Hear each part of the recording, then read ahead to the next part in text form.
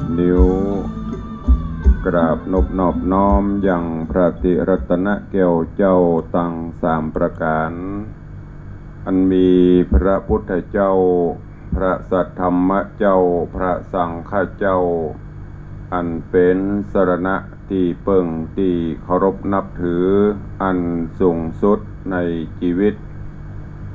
กราบคารวะแทบไตรไวยสาปารมีธรรมพระมหาเถรานุเถระเจ้าคณะพระสังฆาธิการ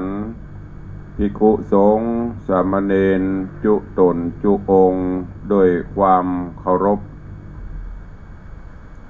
เจริญสุขเจริญปร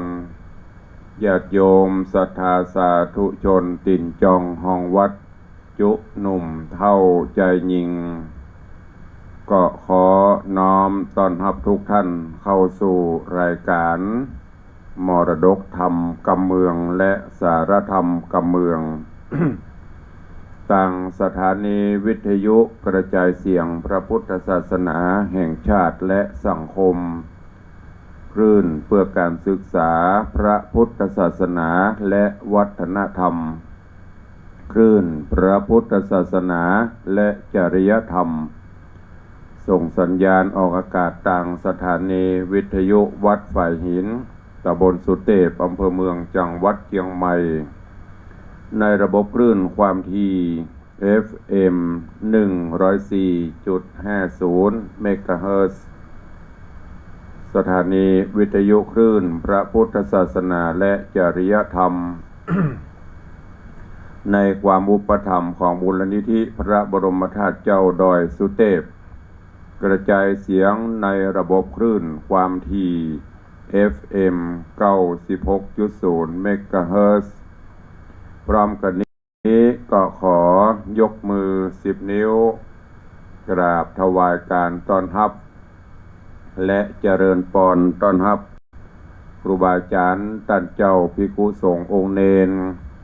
ตลอดจนปออกแม่ออกศรัทธานาบุญติ่นจองห้องวัด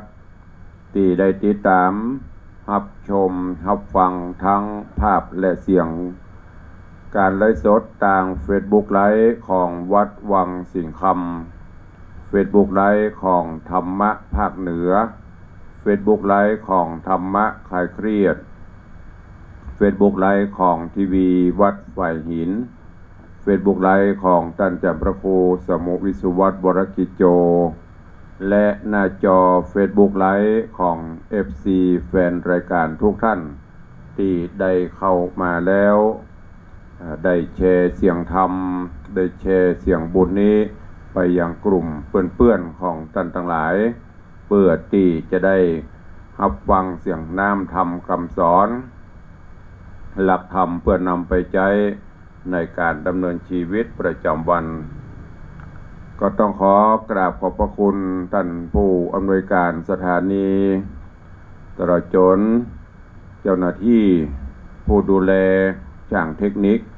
ควบคุมการกระจายเสียงขอบพระคุณครูบาอาจารย์ท่านเจ้าญาติโยมศรัทธาที่ได้เข้ามาติดตามเป็นกำลังใจได้ได้จ๋าทั้งจากต่างสถานีวิทยุก็ดีต่างหน้าจอ Facebook ไลฟ์ก็ดีปะกันวันนี้อากาศก็เริ่มที่จะสดใสเย็นสบายขึ้นมาพ่อง หลังจากที่ช่วงก่อนนั้นอากาศจะร้อนจนประหลอดแตก บางพ่องก็จมฮ้อนใบฮ้อนบอด ฮ้อนใบฮ้อนเงาเนาะบางพ่องก็ไปอยู่ใกล้ตะวันเขาจ้างเอาโก่งไปยิงตะวันพ่อง อันนั้นมันเป็นเรื่องของธรรมชาติก็ช่วงนี้ก็พระพิรุณฟ้าฝนตกลงมาก็คลายฮ้อนสร้างความชุ่มช่ำจุ่มเย็นคือกับสรรพสิ่งสรรพสัตว์บนโลกนี้ได้คลายฮ้อนกันไปพ่องเนาะอันเนี้ยท่านทั้งหลายเมืองไทยเฮาหรือว่าโลกเฮานี่ก็จะมีอย่างที่เปิ้นจะแก้กันได้บางเตื้อมันก็บัดถึงกับวิกฤตล้ำไปยิ่งโดยเฉพาะสยามประเทศหรือเมืองไทยเฮานี้ก็จะมีสิ่งศักดิ์สิทธิ์คอยปกป้องคุ้มครองเอาจะหันว่าวิกฤตต่างๆที่มันจะหนาขึ้นก็จะมีสิ่งหนึ่งมาแก้ผ่านพ้นวิกฤตนั้นไปอย่างเชียงใหม่เฮานี้ ในช่วงก่อนหมอกควันตลบอบอวนไปไหนก็ต้องสวมใส่หน้ากากไปตอนไหนก็เป็นหมอกอ่องจ้องพออย่างกับหน้าหนาวแต่ก็คือหมอกควันอันตราย PM อย่างนี้แต่แล้วก็มีฟ้าฝนลมปานลมพัดไปมันก็เริ่มสร้างซาไปจะได้ก็ตามก็ขอคุณพระรัตนตรัยแก้วเจ้าทั้งสามปกห่มอภิบาลครูบาอาจารย์พระสงฆ์องค์เนรญาติโยมศรัทธาเฮาทุกหมู่เหล่าเด้อเพื่อได้อยู่เย็นเป็นสุขบ่เพื่อได้มีอันตรายใดๆวันนี้ก็คงจะมีฟ้าฝนตกลงมาอยู่ก็จะเข้าสู่ช่วงฤดูฝนละ จะเปลี่ยนท่ายละจากร้อนไปฝนก็ก่อนที่จะได้นำธรรมะฝากฝังกับญาติโยมศรัทธาเนอะก็ขอประชาสัมพันธ์ให้ท่านทั้งหลายในช่วงนี้บนวัดพระบรมธาตุเจ้าดอยสุเทพก็มีการเฉลิมฉลองน้ำส่งพระราชทานสมโภชพระบรมธาตุเจ้าดอยสุเทพกู้วันกู้คืนก็จะมีพิธีเจริญพระพุทธมนต์สมโภชในภาคกลางคืนก็จะมีการเทศนาธรรมเวียนเทียนการนี้ก็เชิญชวนทุกท่านเนอะแล้วก็คืนวันที่21ฟิตกำลังซ้อมกำลังฮือดีเตียวขึ้นดอยกันประเพณีเตียวขึ้นดอยไปไหว้สาพระธาตุเจ้าพระบรมธาตุเจ้าดอยสุเทพเนอะในภาคกลางวันช่วงนี้ญาติโยมสามารถขึ้นไปร่วมบุญกุศลได้ถึงวันเนอะมันจะมีภาคเจ้าภาคบ่ายภาคค่ำก็เชิญชวนทุกท่านไปร่วมแล้วก็วันสำคัญในทางพระพุทธศาสนาเฮาที่จะมาถึงนี้ก็วันวิสาขบูชาลำลึกเชิญชวนทุกท่านพร้อมจิตพร้อมใจเตรียมตัวเตรียมกายเตรียมใจประพฤติวัดปฏิบัติธรรมใกล้วัดใกล้บ้านเฮาก็ไปร่วมกันเนอะตั้งแต่ภาคเจ้าก็มีการทำบุญตักบาตรมีการไหว้พระสวดมนต์เวียนเทียนประพฤติวัดปฏิบัติธรรมเพื่อน้อมถวายเป็นพุทธบูชาธรรมบูชาสังฆบูชาแด่พระองค์ท่านการนี้ตุลงก็รวดประชาสัมพันธ์เชิญชวนเนอะทุกท่านทุกหมู่เหล่าตัวญาติโยมทั้งหลายอย่างที่ตุลุงได้บอกไปในสังคมเฮาปัจจุบันหรือว่าบนโลกมนุษย์เฮานี้ทุกท่านทุกคนย่อมจะต้องประสบกันเหมือนกันหมดที่เพิ่นฮ้องว่าเป็นคลื่นของชีวิตคลื่นของชีวิตถ้าเป็นภาษาธรรมะเพิ่นก็ฮ้องว่าเป็นไปตามโลกธรรมที่มันครอบงำอยู่วันนี้ก็จะได้นำเอาสารธรรมเรื่องราวข้อคิดดีๆในเรื่องของคลื่นชีวิตนำมาอู้จ๋า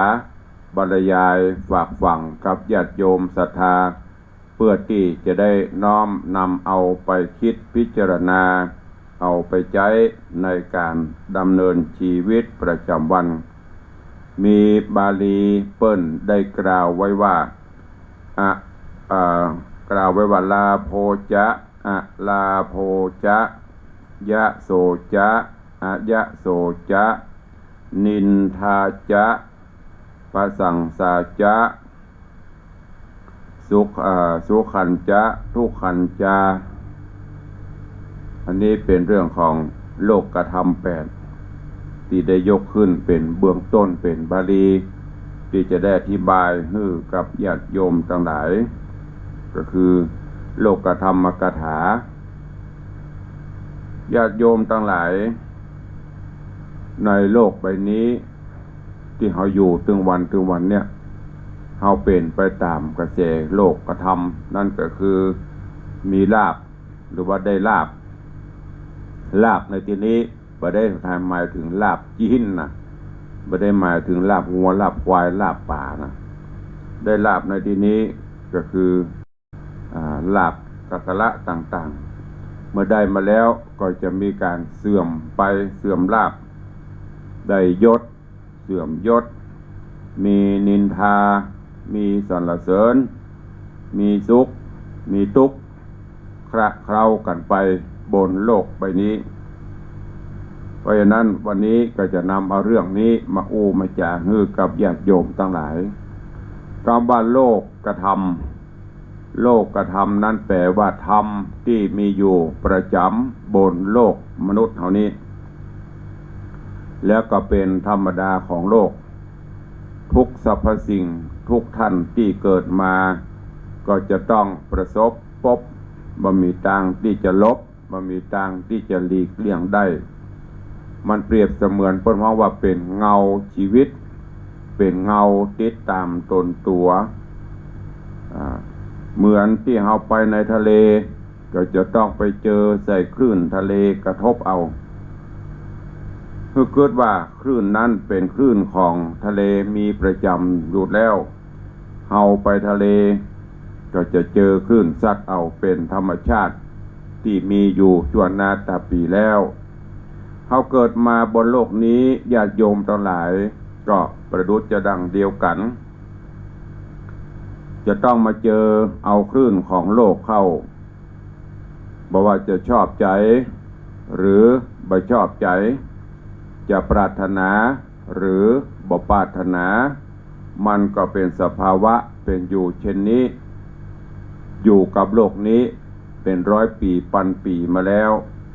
เฮาจะเกิดมาหรือเฮาจะบ่เกิดมาคลื่นของโลกก็มีอยู่อย่างนี้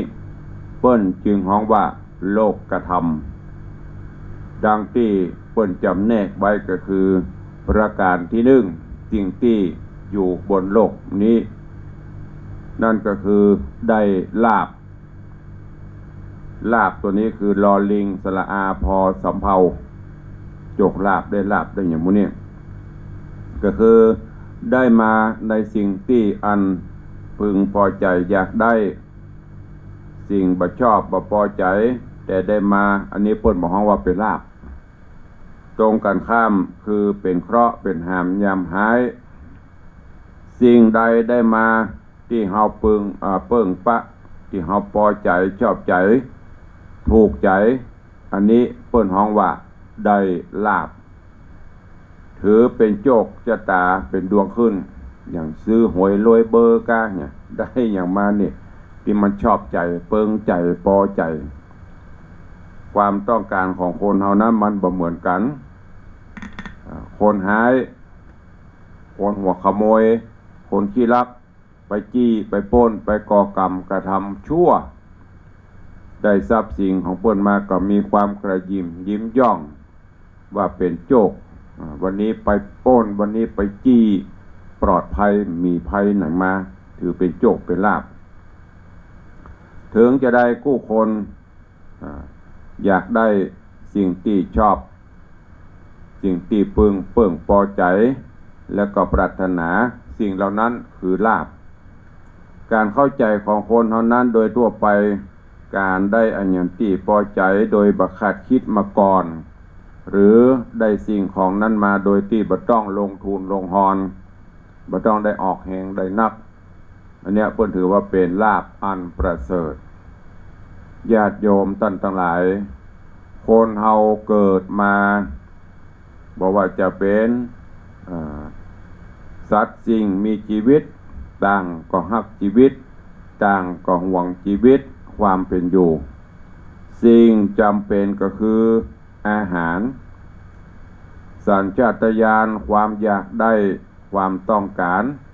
มีตั้งแต่ละอ่อนกระทั่งถึงผู้รักผู้ใหญ่และก็นักขึ้นครั้งแรกเพื่อตัวเองเพื่อคนอื่นเพื่อลูกเพื่อเมียแล้วก็พยายามนักขึ้นบ่มีขอบบ่มีเขตลาภจะนำความสุขเกษมสำราญมาฮื้อต้องเป็นลาภเกิดขึ้นในทางที่สุจริตนะกายสุจริตวจีสุจริตมโนสุจริตประพฤติศีลประพฤติธรรมบ่เดือดร้อนไผบ่เข้าตำนองว่าโลภมากลาภหายการที่พระพุทธเจ้าเพิ่นสอนให้สันโดษก็เพื่อสอนให้คนเฮารู้จักความพอดีพองามมีสิ่งที่จำเป็นถึงจะมีน้อยก็ให้พลอยมีความสุขใจที่เพิ่นกล่าวไว้พอใจในสิ่งที่ตนได้พึงใจในสิ่งที่ตนมีการที่ละโมบโลภนักบ่รู้จักพออันนี้บ่เฮาว่าเปรียบเสมือนก่อไฟรอบตัวกระซับกระส่ายต่อฮื้อเป็นพระเจ้าจักรพรรดิครองโลกก็บ่มีความอิ่มความพออยู่นั่นเองอันนี้บ่ว่าได้ลาภ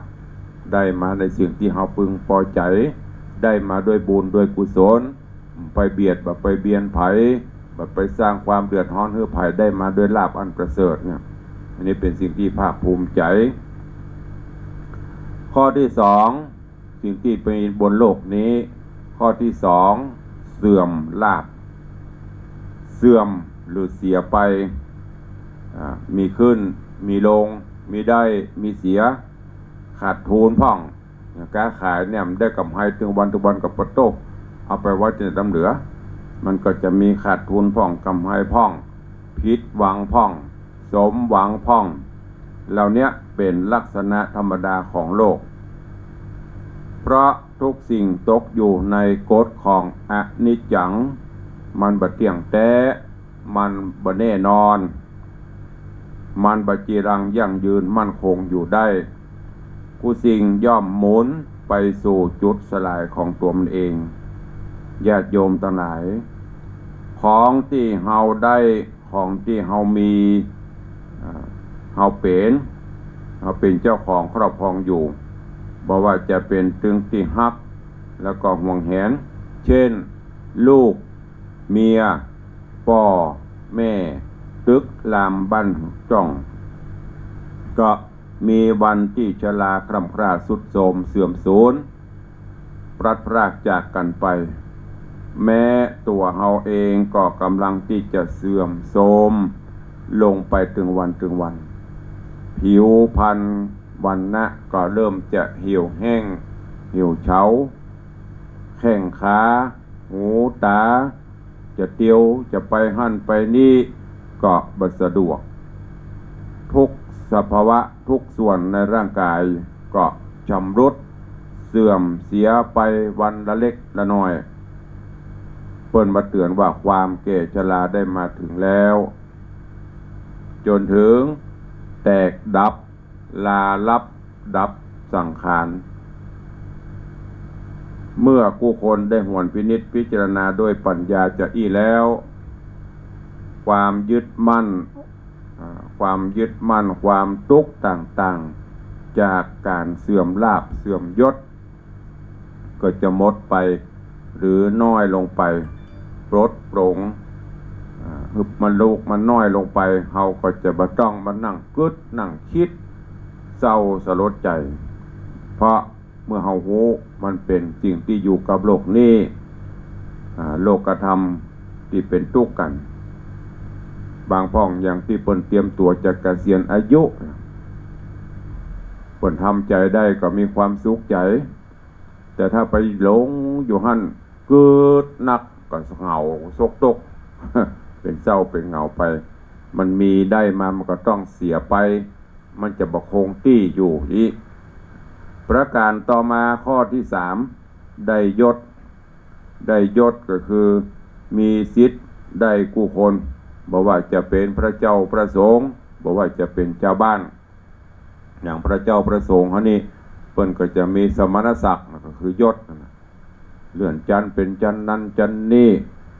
แต่งตั้งเป็นนั่นเป็นนี่เจ้าบ้านก็เช่นเดียวกันก็จะมีข้าราชการจากชั้นนั้นข้าราชการซีนั่นซีนี่เพิ่นจะมีสิทธิ์ได้เหมือนกันหมดสำหรับผู้ที่ประกอบคุณงามความดีนะจู่ๆเนี่ยภัยก็คงบ่ฮือต้องสร้างคุณงามความดีสร้างบารมีธรรมไปยศความหมายยิ่งหรือยอดคนยิ่งด้วยคุณธรรมยิ่งด้วยคุณงามความดีเพราะว่าภูเขายิ่งด้วยหินคนที่บ่มีคุณธรรมความดีมีแต่ความเลวร้ายอันนี้เพราะว่าคนอับประยศยศนั้นมีอยู่3อย่างด้วยกันก็คืออิสริยยศนี่เป็นใหญ่เป็นโตไปไหนก็มีผู้คนให้ความสะดวกสบายคอยต้อนรับบ่มีอุปสรรคขัดขวางตรงกันข้ามคนธรรมดาสามัญทำอะไรอย่างก็มีอุปสรรคขัดขวาง108ประการมืดมนโจรใจไปหมดบริวารยศก็คือมีพวกพ้องที่จะมาคอยเสนอหน้ารับใจงานหนักก็เป็นงานเบาบริวารจะมีได้ไม่ใช่ว่าของง่ายเด้อญาติโยมทั้งหลายต้องมีคุณธรรมต้องมีน้ำจิตน้ำใจต้องมีเมตตาป่าที่อยู่ในน้ำได้ก็เพราะมีน้ำเลี้ยงถ้าน้ำแห้งป่ามันก็หนีไปหมดไปอยู่ห้วยอยู่หนองที่อื่นที่มีน้ำดอกเลี้ยงฉันใดคนเฮาถ้าขาดคุณธรรมขาดความเมตตาปราณีขาดความอารีบ่มีน้ำจิตน้ำใจบริวารก็อยู่บ่ได้เพราะว่าบริวารมาเพราะน้ำใจมีบริวารหนีไปก็เพราะน้ำใจลดบริวารหมดก็เพราะน้ำใจแห้งมันมีใจเอื้อเฟื้อแผ่ภัยอันนี้เป็นต้นอันต่อมาเกียรติยศก็หมายถึงการที่มีชื่อมีเสียงด้วยการสร้างกุศลคุณงามความดีเพื่อนก็จะมอบรางวัลต่างๆประกาศเกียรติคุณงามความดีให้ต่อหน้าสาธารณชนได้ชื่นชมเป็นคนที่มีศีลมีธรรมมีความซื่อสัตย์สุจริตเสียสละเป็นที่ยอมรับนับถือของคนทั่วไปอันนี้เพิ่นถือมอบประกาศอย่างเพิ่นประกาศเกียรติคุณประกาศนั่นประกาศนี่ฮื้ออันนี้ญาติโยมทั้งหลายเราจะต้องพยายามทำให้มันมีโลกธรรมข้อต่อไปก็คือได้สุขได้ทุกข์สุขกับทุกข์สุขได้มาจากกรรมสรรเสริญยอทุกข์ได้มาจากกรรมนินทาเหลวร้ายญาติโยมทั้งหลายแต่ที่จริงแล้วการที่จะได้ลาภยศสรรเสริญให้เกิดสุขการเสื่อมลาภเสื่อมยศนินทาให้เกิดทุกข์ความจริงคนเฮาเกิดมาอยู่ในบ่วงแห่งทุกข์เหมือนกันทั้งนั้นพระพุทธเจ้าได้ตรัสไว้ว่าสุขัสสะนันตรังทุกขัสสะนันตรังสุขังก็หมายความว่าทุกข์เกิดในลำดับแห่งสุขเกิดในลำดับแห่งทุกข์มันจะสลับกันไปเช่นนี้ท่านทั้งหลายทุกชีวิตวนเวียนเปลี่ยนแปลจากเกิดแก่เจ็บและตายปัดพรากจากความหิว ความจนเกิดทุกขเวทนาเจ็บป่วยบ่หูหายล้วนเป็นทุกข์ทั้งนั้นจึงสรุปใจความได้ว่าทุกคนในโลกต้องเผชิญกับทุกข์ภัยดังนั้นต้องพบกับสิ่งที่พอใจพ้องบ่พอใจพ้องชอบใจพ้องบ่ชอบใจพ้องอยากเป็นบ่อยากเป็นฮักจังเบื่อหน่ายเศร้าเสียใจล้วนเป็นกฎธรรมดาของโลกหนีบ่พ้นแม้ธรรมชาติภูเขาเหล่ากอต้นไม้ห้วยหนองของบึงก็ยังถูกเปิ้นรังแกรบกวนแล้วก็ทำลายลมพายุพ้องน้ำท่วมพ้องเสียหายอย่างเฮาจมกันนะบนบะตกขาดน้ำกินน้ำใจแห้งแล้งหนาวร้อนมันเป็นธรรมชาติอยู่ชนี้เขาเกิดมาต้องประสบพบเข้าไปอย่างใดก็อย่างหนึ่งเด้อควรจะกำจัดทุกอันที่บ่พึงปรารถนาได้ก็ต้องรับหูเหตุผลเหล่านั้นโดยปัญญาเปรียบเทียบตัวเขาตัวเฮาต่างพระพุทธศาสนาฮือพิจารณาสำรวจตัวเก่าเขาเนี้ยเป็นสิ่งสำคัญ โลกกระทำเป็นเสมือนคลื่นเป็นเสมือนลมพายุรบกวนวิถีชีวิตบ่ว่าจะต่างหูบ่ว่าจะเป็นต่างตาต่างใจต่างหูก็ได้แก่เสียงมีความหมายแตกต่างกันไปถ้าเป็นเสียงชอบเป็นเสียงเพลงเป็นเสียงสรรเสริญเยินยอก็จะชอบแต่ถ้าเป็นเสียงด่าเสียงแกล้งเสียงจมเสียงนี้ก็จะไม่ชอบเนี่ยมันจะคละเคล้ากันไปคนเฮานั่นเสียบคนก็เพราะกรรมสรรเสริญเยินยอเปิ้นสรรเสริญเยินยอก็จะไปปองตัวเปิ้นนินทามาก็จะไปโหดไปหายเปิ้นต้องนำสิ่งเหล่านั้นมาพินิจพิจารณาเพราะฉะนั้นจงเป็นคนหูนักจะไปเป็นคนประเภทหูเบาข่าวคนถูกหลอกถูกต้มมีอยู่เสมอเพราะอย่างเพราะหูเบาขาดธรรมะขาดสติสัมปชัญญะพระพุทธเจ้าพระองค์สอนให้สำรวมระวังไว้ใจเป็นของลี้ลับซ่อนอยู่ในร่างกายหรือเรือนร่างก็ยังถูกอารมณ์ตามกระทบตามรบกวนบางเตื้อบางทีอยู่คนเดียวแต่ก็ยังรื้อฟื้นเรื่องเก่าๆมาเป็นเรื่องเป็นราวขึ้นมาจินตนาการกึดอย่าพูดว่ากึดถึงอดีตความหลังเสกสรรปั้นแต่งฮือดีแล้วก็เสียใจคือฮักคนนี้ฮือจังคนนั้นยกย่องคนนั้นจังคนนี้มันนี้เป็นต้นเพราะนั้นญาติโยมทั้งหลาย พึงพินิจพิจารณาเนอะเอาสติปัญญาควรศึกษาวิเคราะห์พอว่าอันไหนควรอันไหนบ่ควรจะได้ยึดถือเอาสิ่งที่เป็นประโยชน์ว่าเขาสรรเสริญด้วยใจจริงก็เจตนาดีหรือว่าหายติเตียนนินตาเฮาเป็นด้วยอันหยังเปิ้นติเพื่อก่อกาก็ว่าติเพื่อทำลายกาก็จะเป็นกระจกส่องให้เฮาได้หูได้หันได้แยกแยะเอา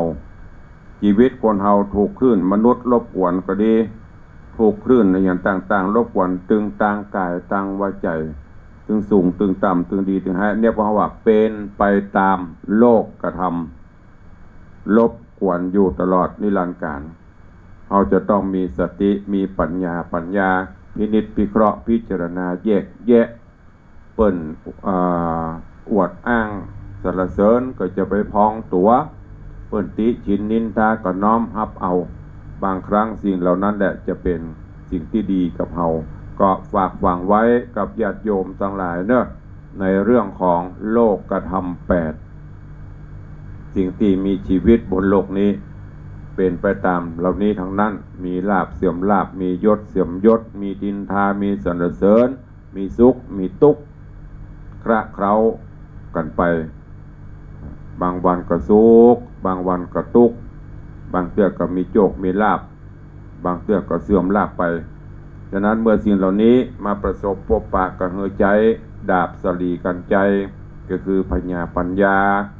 มีสติพินิจพิเคราะห์พิจารณาเอาทำตนตัวเฮาให้ดีที่สุดน้อมนำเอาหลักธรรมคำสอนตลอดจนคำเตือนของนักปราชญ์ราชบัณฑิตครูบาอาจารย์ผู้รู้เอามาคิดพิจารณาปฏิบัติไปก็จะทำให้จิตใจเฮาเบิกบานแจ่มใสมีความสุขก็ฝากไว้กับญาติโยมทั้งหลายเนอะวันนี้ก็นำสาระข้อคิดเรื่องราวมามาจามาฝากกับทุกท่านเล็กๆน้อยๆก็เพื่อที่จะนำไปใช้ในการดำเนินชีวิตประจำวันไป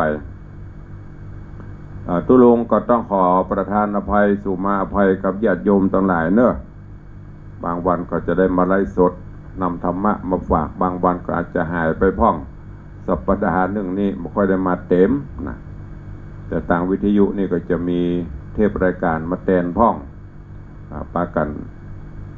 เพราะนั้นก็ฝากไว้กับทุกท่านตัววันนี้ก่อนที่จะได้ได้จากับตังบ้านตังจอง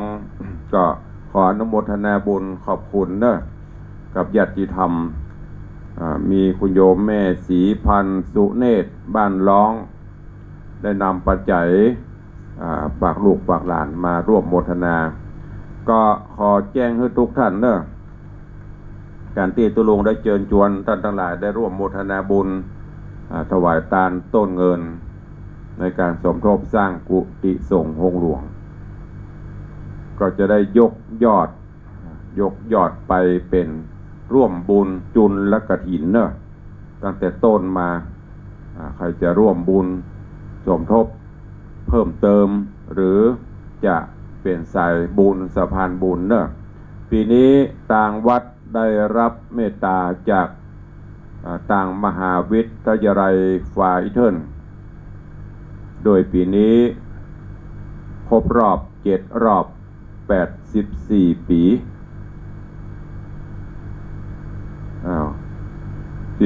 5 6 10 12 6 7 12 12 7รอบ84 ปีของอาจารย์แม่ดร.มรกตสุวรรณชินผู้รับใบอนุญาตผู้ก่อตั้งมหาวิทยาลัยฝ่ายเทิร์นร่วมกับต่างลูกหลานต่างเต้าอันมีท่านดร.กิตติพัฒน์สุวรรณชินท่านอธิการบดี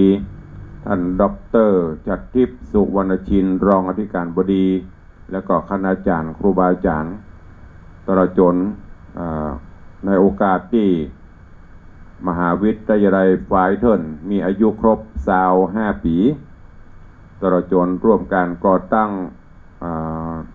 โรงเรียนพาณิชยการเชียงใหม่โรงเรียนเทคโน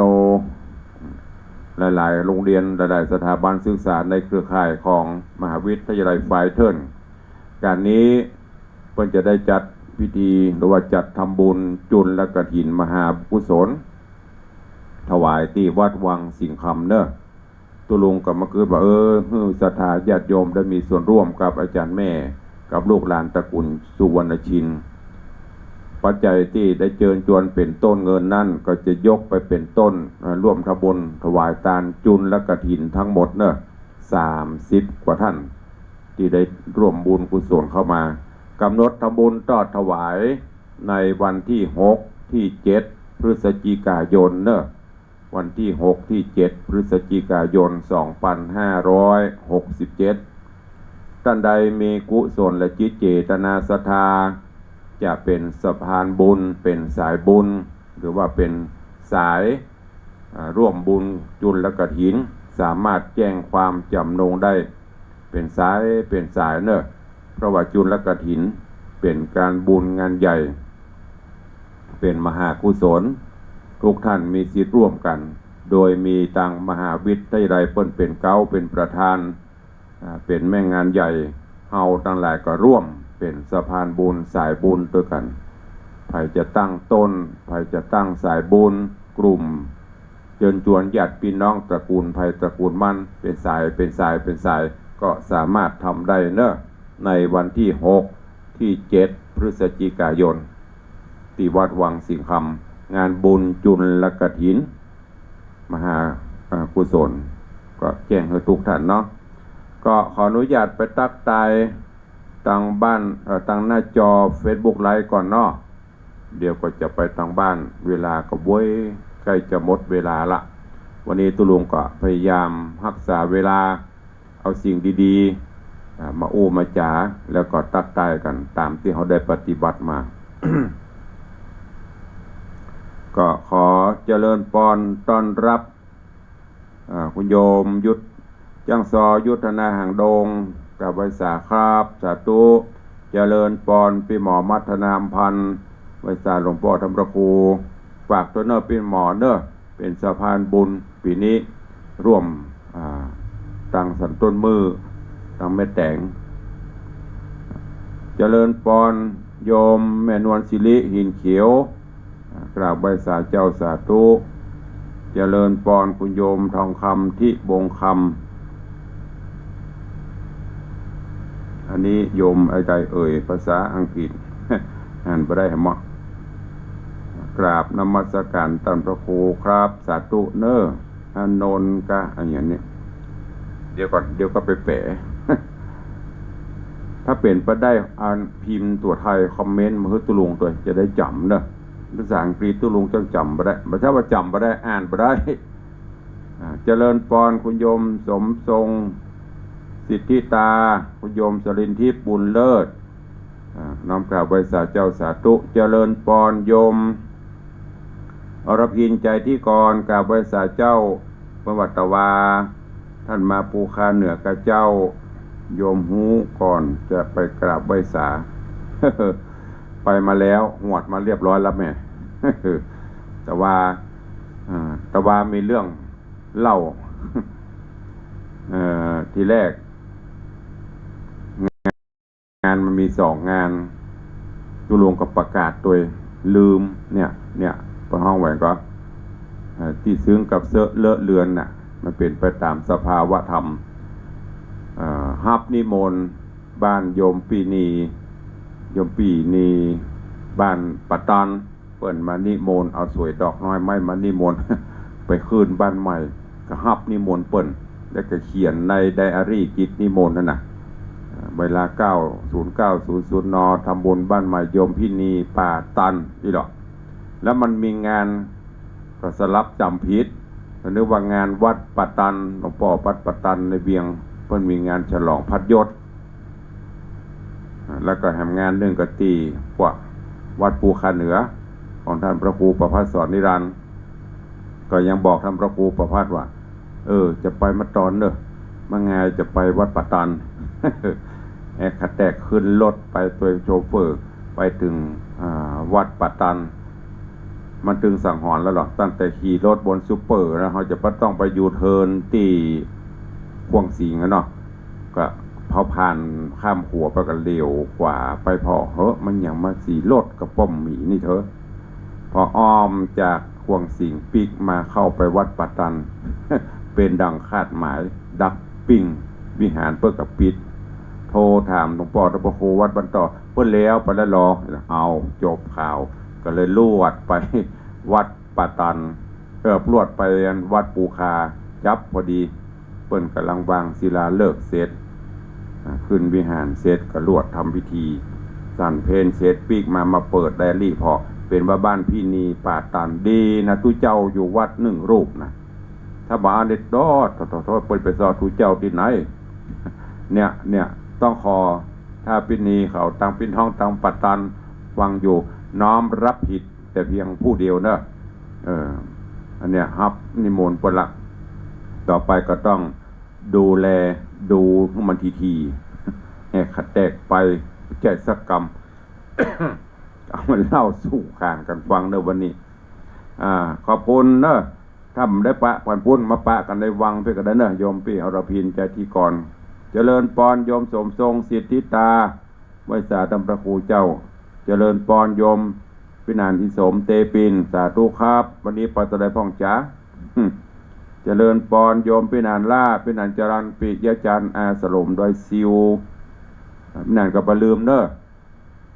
ตั้งสะพานบุญวันนั้นใหญ่ก็บอก ไปหอมพิหนานะกะอีสะพานบุญต้นจุนและกระถินปีนี้เอามาสัก3-4 แสนก็เอาละ เจริญปอนโยมพี่อ้ายปฏิบัติยาสมุทรเจริญปอนถวายความเคารพหลวงพ่อธรรมพระครูสุวิมลธรรมรักษ์วัดลอยเคราะห์หลวงพ่อมาส่องพ่อ กราบถวายความเคารพหลวงพ่อเด้อเจริญปอนโยมคำน้อยแม่แจ่มกราบสาธุเจ้าเจริญปอนพี่อ้ายจังซอยุทธนาชัดเจนดีมากครับสาธุโยมพี่ชิดชบากราบไหว้สาหลวงพ่อเจ้าสาธุอนุโมทนาเนอะเตรียมพร้อมเนอะพี่ชิดชบาเนอะเอามาต้นใหญ่ๆเลยอลังการเลยจากอย่างก็สันทรายประเมือดเจริญปอนยายเพลินเพื่อนเกษตรเจริญปอนคุณโยมสมศรีพรหมเมืองเจริญปอนโยมแม่สุปรณีรูมากราบไหว้สาเจ้าสาธุเนอะปีนี้ก็เช่นกันเนอะตั้งรองวัดแดงตั้งม่วงเขียวจำกัดนัดนะตั้งมาผู้คนเนอะเดี๋ยวไปว่าเพื่อนเขารู้นะทุกท่านที่ตุลงที่เข้ามาในเป็นเพื่อนกันในเฟซบุ๊กนี่ร่วมแรงร่วมใจกันเนอะเจริญปอนโยมประพักเนอะกราบไหว้สาเจ้าเจริญปอนโยมแม่เกียงคำรุ่งไพโรจน์กราบสาธุเจ้าข้าฟังตุลุงที่บ้านนึกว่ามีที่วัดเพอยู่บ้านแล้วกะไปมาอนอมแม่เนาะก็อนุโมทนาเนอะปีนี้จวนท่านจันทร์มหาวิษณุเนอะแบ่งต้นมาตัวเองเจริญปอนโยมน้องอังคณาใจมงคลน้องเจี๊ยบกราบนมัสการตุลุงบอกให้ส่งอันอย่างก็ยูโรอย่างพระเจ้าอย่างยูโรก็ว่าใจอย่างเหรียญอย่างพวกส่งมาให้สัก100 เหรียญเนอะวันที่24ตุลุงจะออกเดินทางไปบุหะถ้ามันใกล้กันก็แวะ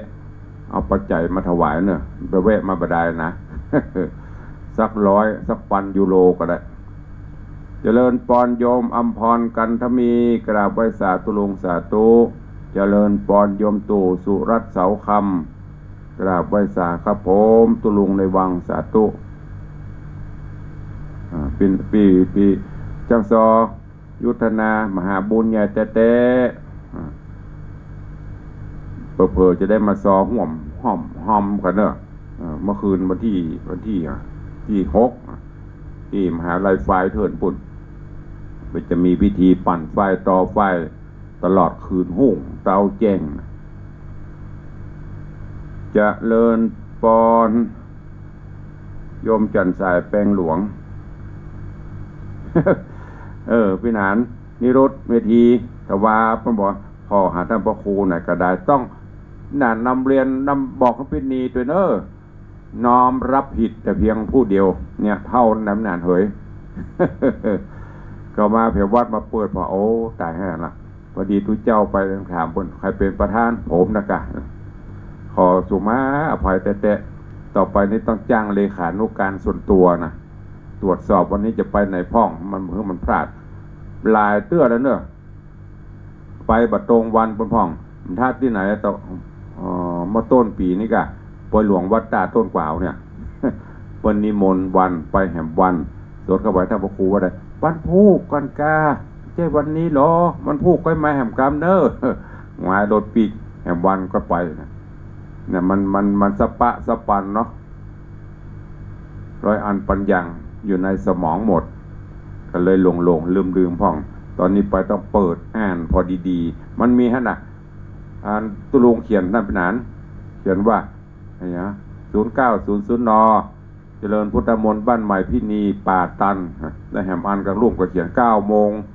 เจริญพุทธมนต์ฉลองพระยศวัดปูคาเหนือมันพอๆกับปัตตันกับปูคาเลยสดไปวัดปัตตันผู้เหี้ยเป็นอย่างอ่ะเดี๋ยวก็เอาของขวัญไปมอบให้อันโยมพินีมาหลุนเนอะนั่นพระอาจารย์ปะป้อนกับฝากตัว อาจารย์นิรุตพระอาจารย์วัดปัตตันกลางปัตตันแต่ว่าพุทธพ่อหัตตุลุงบหันก็ฝากไว้ตัวก็เดี๋ยวตั้งเนอตั้งมวลหมู่นั้น ตุลุงจะไปตักมาลุนเนอะไปแล้วแป๊บมันลุดไปละนี่นะคนเท่านะกดไปครั้งจะหลายคนไม่ได้ตักเดี๋ยวลุดไปไหนหุ่นละเดี๋ยวกันเนอะ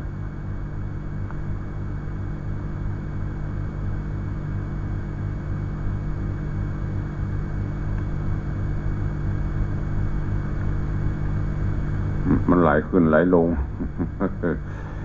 เดี๋ยวก็ไปตักตายมาลุนก็ขอบคุณทุกท่านตัวเองที่ได้เข้ามาถวายความเคารพด้านจันทร์พระครูเนอะอุโบสถดอนตองกราบใบสาครับผมธนวัฒน์พูดงามสาธุนี่ที่เข้ามาประเด็นนี้กำลังได้อยู่อันตะกี้มันลุดไปหมดกดไปแรปหายไปเดี๋ยวก็ไปดูในคอมแห่งกรรมเนอะจะไปน้อยจ่วยเนอะว่ามาโทษโวตุลุงปอบตักนี่นะก็อย่างที่ได้บอกไปคนเท่าเนาะมันแบบเก่งนะกับคอมกับอย่างนี้ก็แม้แต่ไร้สดนี่ต้องอาศัยปรมีธรรมอาจารย์พระครูสมุวิสุวัตวรกิโจท่านผู้อำนวยการ104ท่านเจ้าวาดวัดป่าหินท่านเจ้าจะดูแลตุลุงมีกับเปิดกับปิด นอกนั้นเป็นหน้าที่ของพระคุณท่านเพื่อจะดูแลเช็คเพื่อมดถ้าตุลุงจัดสดนี่ได้ไปไหนต้องนั่งคุมหน้าเครื่องถ้าตุลุงนี่มันไล่พอมันจังลุดไปเนาะก็ขอบคุณทุกท่านตัวเอาละเดี๋ยวทางบ้านจะน้อยจ่วย เอาเดี๋ยวเพิ่นลืมทางบ้านเนาะไม่ได้ลืมทางบ้านนั้นน่ะลืมตุลุงวันมีเหตุสาย2 สายถ้าตุลุงประจัดนี่โจมไม่ได้ยินถ้าตุลุงอู้นักโจมหาว่าเปิ้นบัดโทกับโจมบ่โจมละใครอู้ตัวตุลุงก็อู้มาใครบ่อู้กันแล้วไปอ้าวทางบ้านทางจองวันนี้ได้ยินมาละเมืองแกนพัฒนามาแล้วครับเนี่ยถ้าเพิ่นฟังมันมาแป๊บเมืองแกนไปลืมเด้อตั้งต้นตัวเด้อมาเร็วเข็มเร็วนะยังบ่จบแต่แป๊บไปละเมืองแกนพัฒนามาแล้วใครจะจะตัวตุลุงเนอะอีกหลายสายเนี่ยจะชื่นใจเจริญปอนมาละแฟนพันธุ์แท้ครับพันธุ์แท้ปีนี้ไม่แสนเนอะสาธุแฟนพันธุ์แท้มาละ2 สายเทพบุตรมาก่อนวันนี้เทวดาหายแสบจันคำไปไหนรับแล้วกันใครจะตัวตุลุงเหลือแฮม3 นาทีคือเวลาทางบ้านตะกี้ตักตายทางอันนี้ละเจริญปอนเด้อโยมสรินทิพย์บุญเลิศ สาธุโยมแม่มอนเจริญปอนแม่เตรียมตาเจริญปอนแม่บดอยแม่ไม่สบายเดินมาได้แม่ล้มขาหักเอาโคกหักอยู่ห้องยาได้8 วันแล้วมาอยู่บ้านในเดือนเดินมาได้แกแต่ก็ดีเนาะเจ้าเดิน4 ขายังเดินได้อยู่เนาะดีอยู่จะมานอนติดเตียงไปได้ไม่ได้นอนแล้วลูกได้ออกบุญรักษาปันห้อมปันหายน้ำลูกเพื่อนกันมารักษาเจ้าต้องระวังพ่อนะเฮาเท่าแก่นะเตียวนะมันล้มเนาะก็ไปละยายล้มกลางกองเจ้าไปเนี่ยจะโผล่หักถ้าไปเนี่ยกลางกองไปกาดเจ้าขอมาใส่เจ้าปูได้ยังไงทีนี้ล้มอยู่ก็ล้มมันกระดูกมันบอกให้ดีละใจมันนักบุญรักษาเนอะปันหอมปันหายเนอะแม่เนอะเจ้าได้ยินเสียงดูเจ้าคือกำลังใจดีละบุญรักษาอยู่ดีมีสุขหายไวๆเนอะได้มากินมาตานกฐินด้วยกันสาธุแม่เนอะอนุโมทนาบุญรักษายมแม่เตรียมตาแม่อุ้ยมอนเป็นผู้สูงวัยอายุมาละจันคำมาละว่าใดไว้สาว่าใดฟังอยู่ก็ว่าฟังไป ใช้ตังค์มีโทรศัพท์มีโทร ตังค์หมดล่ะกำปือเห็นอ่ะมันมีสตางค์กับกำปือเห็นเนอะเติมอะไร50 บาทฮะเขาเติมอะไร50 บาทอันแหละเติมกำ100ก็อี